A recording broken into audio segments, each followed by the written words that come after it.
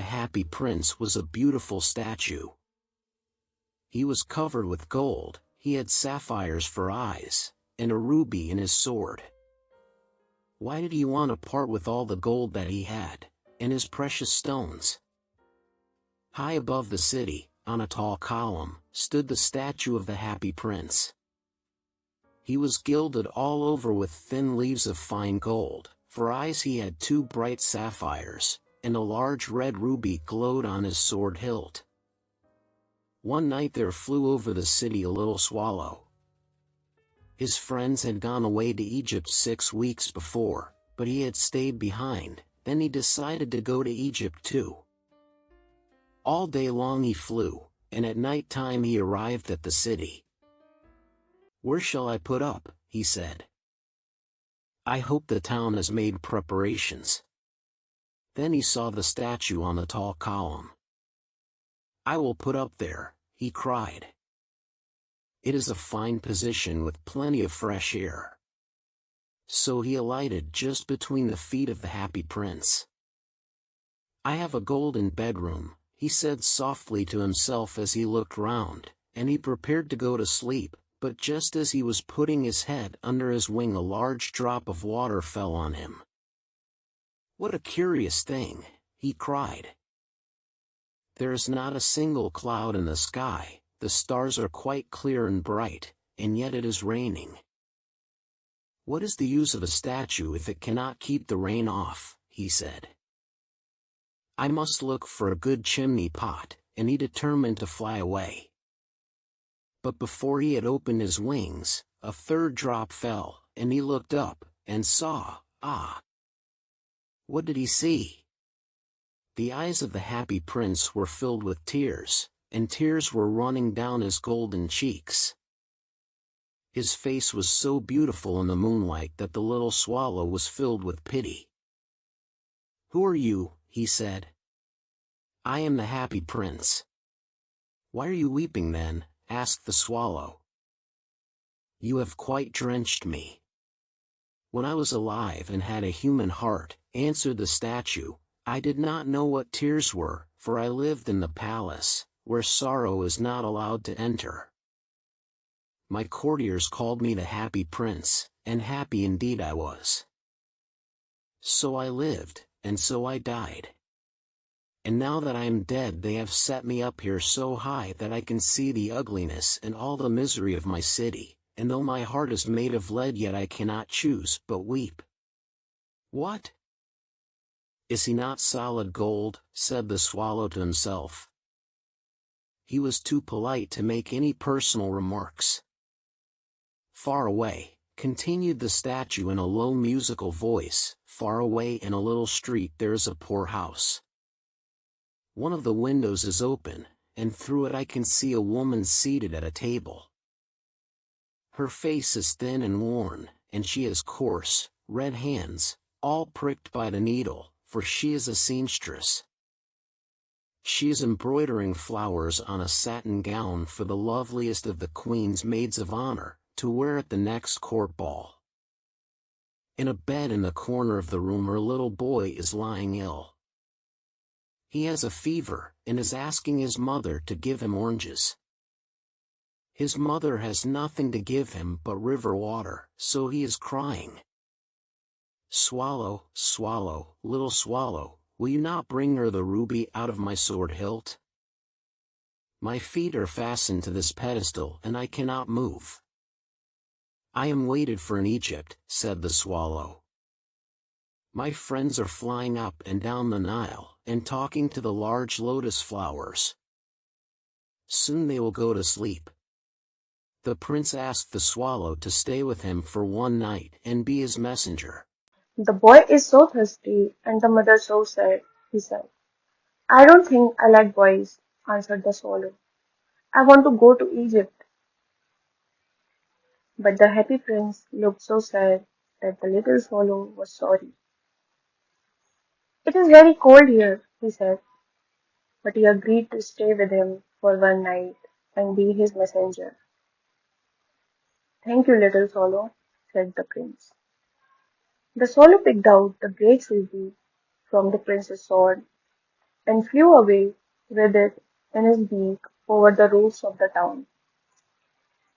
He passed by the cathedral tower where the white marble angels were sculpted. He passed by the palace and heard the sound of dancing.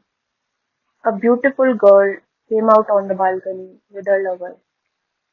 I hope my dress will be ready in time for the state ball, she said. I have ordered flowers to be embroidered on it, but the seamstresses are so lazy. He passed over the river and saw the lanterns hanging on the masts of the ships. At last, he came to the poor woman's house and looked in.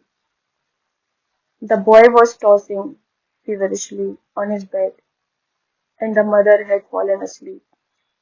She was so tired. In he hopped and laid the great ruby on the table beside the woman's thimble. Then he flew gently round the bed, fanning the boy's forehead with his wings. How cool I feel, said the boy. I must be getting better. And he sank into a delicious slumber. Then the swallow flew back to the happy prince and told him what he had done.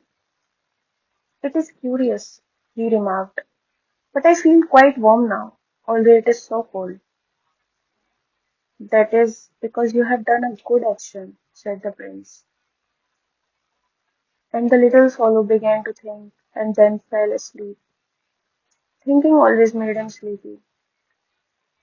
When day broke, he flew down to the river and had a bath.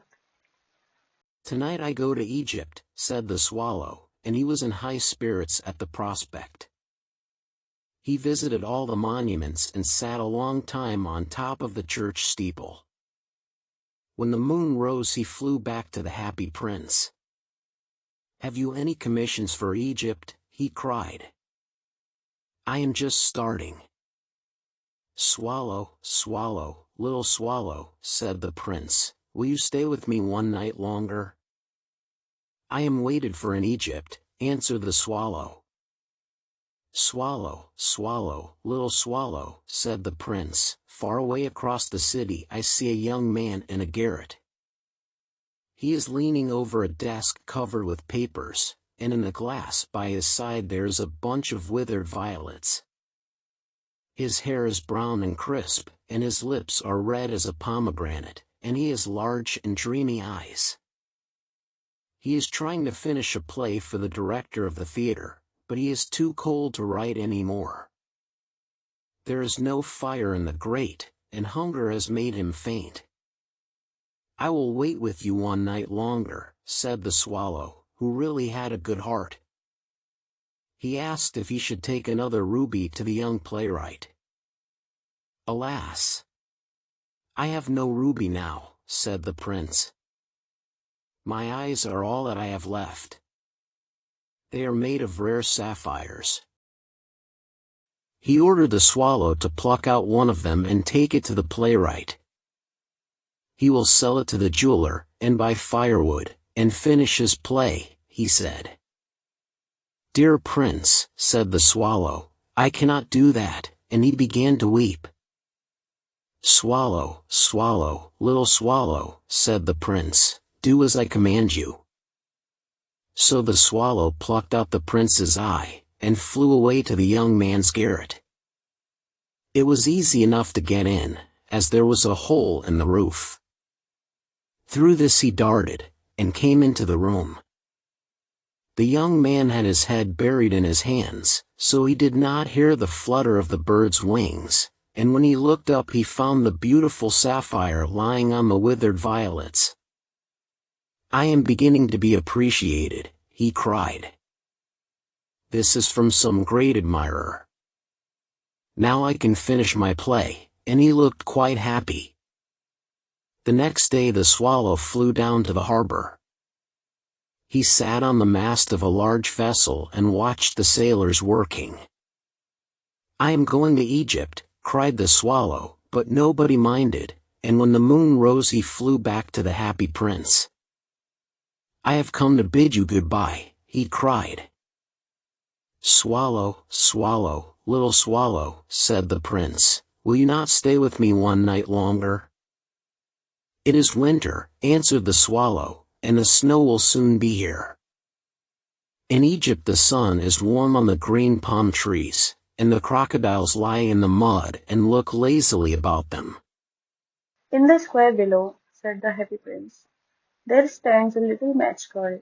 She has let her matches fall in the gutter, and they are all spoiled. Her father will beat her if she does not bring home some money, and she is crying. She has no shoes or stockings, and her little head is bare. Pluck out my other eye and give it to her, and her father will not beat her. I will stay with you one night longer, said the swallow, but I cannot pluck out your eye. You would be quite blind then. Swallow, swallow, little swallow, said the prince. Do as I command thee. So he plucked out the prince's other eye and darted down with it. He swooped past the match girl and slipped the jewel into the palm of her hand. What a lovely bit of glass, cried the little girl, and she ran home, laughing. Then the swallow came back to the prince. You are blind now, he said. So I'll stay with you always. No, little swallow, said the poor prince. You must go away to Egypt. No, I will stay with you always, said the swallow, and he slept at the prince's feet. All the next day he sat on the prince's shoulder and told him stories of what he had seen in strange land. Dear little swallow, said the prince, you tell me of marvelous things, but more marvelous than anything in the suffering of men and women. There is no mystery so great as misery. Fly over my city, little swallow, and tell me what you see there. So the swallow flew over the great city and saw the rich making merry in their beautiful houses, while the beggars were sitting at the gates.